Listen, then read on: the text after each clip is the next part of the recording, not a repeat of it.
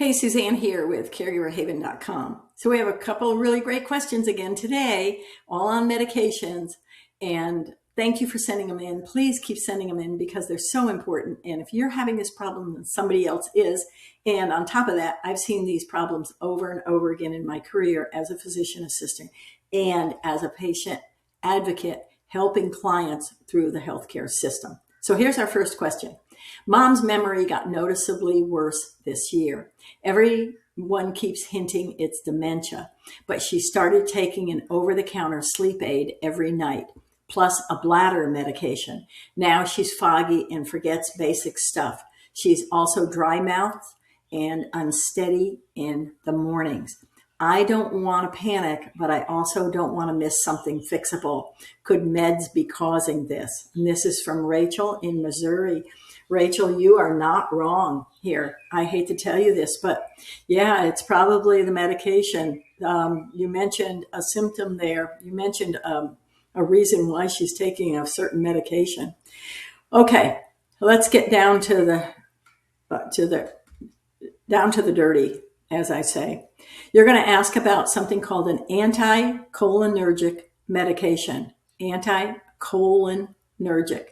It's anticholinergic medication. You're going to ask the pharmacist, or you can even look it up. Anticholinergic medicines and dementia risk is very, very common. It is found in sleep aids and bladder medications. It is found in diphenhydramine, which is a sleep aid, also known as Benadryl. You're going to track memory changes after this new medication and bring that timeline to the pharmacy. The reason I want you to talk to the pharmacist first is they're going to enlighten you on the side effects and the high risk of this medication, as it does increase the risk of dementia. Remember, dementia is a disease. It is not a part of aging. It is a disease.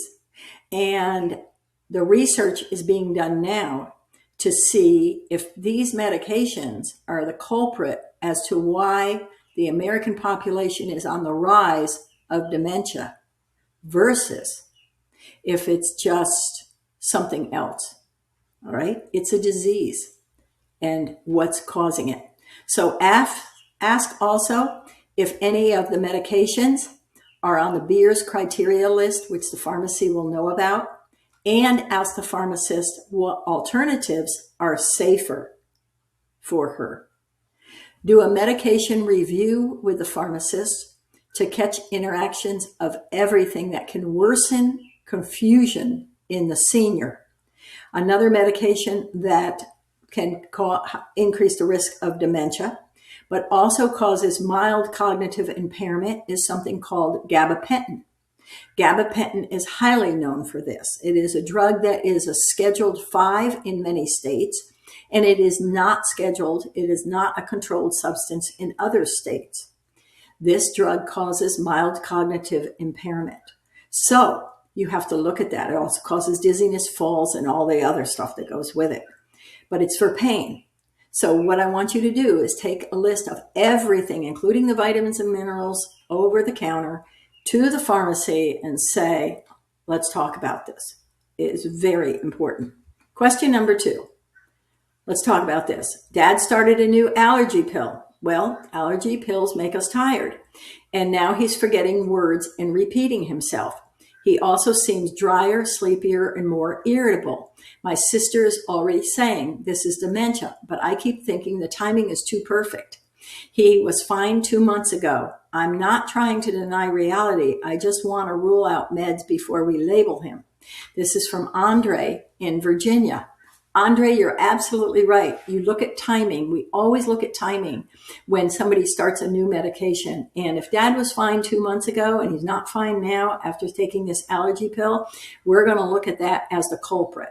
So you are going to go to the pharmacy counter, and I don't care if it's an over-the-counter new medication or if it's a prescribed medication, you're still going to go to the pharmacy and ask which allergy meds are the safest for seniors and which can cause brain fog, F-O-G, fog, brain fog.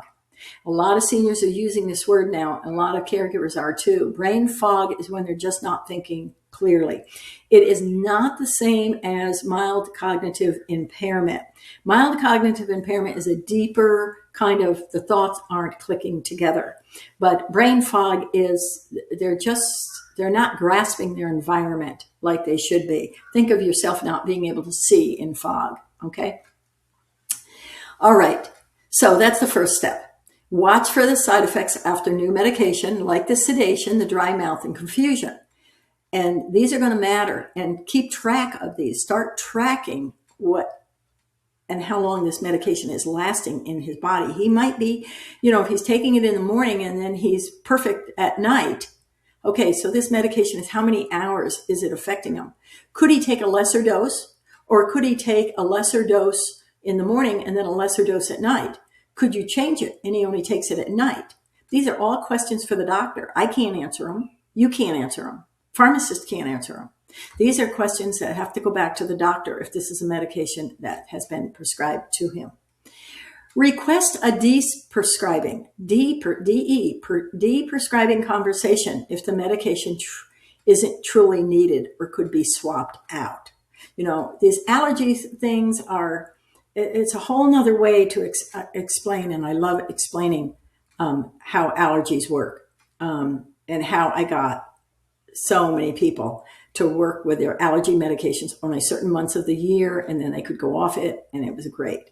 So if the confusion is sudden, consider checking for low blood pressure symptoms and dehydration too.